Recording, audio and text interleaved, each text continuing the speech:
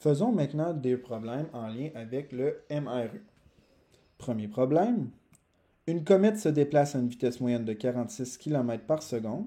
La distance qui la sépare du Soleil est de 780 millions de kilomètres.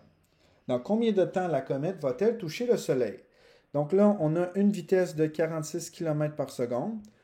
Comme la distance est aussi en kilomètres, je pourrais laisser les unités comme ça, mais on va essayer de s'habituer à travailler en mètres par seconde. Donc, il faut que je fasse fois 1000 pour l'avoir en mètres, donc 46 000 mètres par seconde. Et comme j'ai déjà des secondes, je ne touche rien de ce côté-là.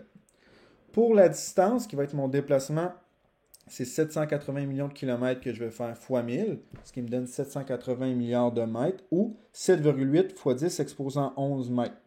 Et là, je cherche le temps en secondes, vu que la vitesse est en secondes. Vu qu'on a le déplacement, on va utiliser la formule V est égal à delta x sur delta t. On remplace 46 000 mètres par seconde qui est égal à 780 milliards de mètres sur le temps. On n'oublie pas les unités de mesure. Puis là, ici, on va tout simplement mettre le 46 000 mètres par seconde sur 1. Et là, j'écris le produit croisé, comme ça ici, en mettant les unités de mesure, ce qui me donne un temps de 1,696 fois 10 exposant 7 secondes avec la notation scientifique. Deuxième problème. Une fusée se déplace vers la Lune à une vitesse moyenne de 205 km/h. Si cette fusée est actuellement à 1500 km de la Terre, à quelle distance se trouve-t-elle il y a 45 minutes?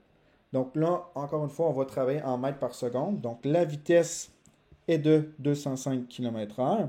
Je vais diviser par 3,6 pour l'avoir directement en mètres par seconde, ce qui me donne 56,94 périodiques mètres par seconde. Le 1500 km, ça c'est la position à laquelle je suis actuellement, et moi je cherche celle il y a 45 minutes. Donc ça c'est une position actuelle, et ça c'est ma position finale. Donc, XF est égal à 1500 km. Je fais fois 1000, ce qui me donne 1 500 000 mètres. Ensuite, le temps, c'est de 45 minutes. Je vais faire fois 60, ce qui me donne 2700 secondes. Et je cherche la position il y a 45 minutes, donc la position de départ. En mètres, parce que je travaille en mètres par seconde, et en mètres pour la position.